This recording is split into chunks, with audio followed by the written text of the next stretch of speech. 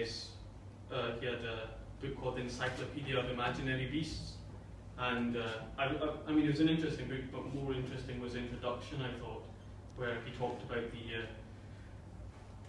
often the amalgamations that go into these mythological animals.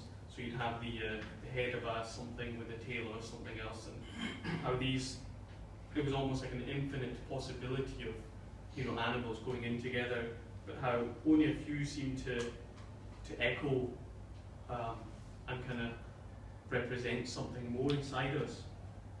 And I thought specifically of one he mentioned called the Kelpie, which is obviously a Scottish one, and how it's got two sides in the myths that I, you know, have read, the horse side and the human side, and being able to change between the two.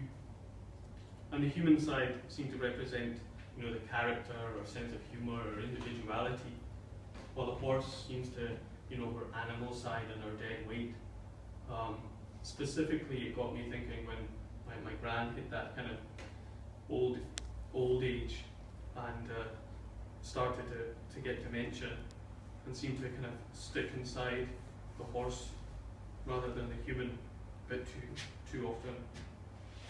So it's on Eriskay, which is the island she was from or lived on.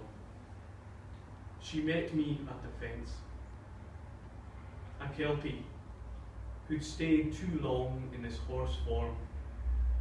She mouthed the sugar on my palm, and when I slapped her barrel flank, the goose moor stiffened with a sea perfume.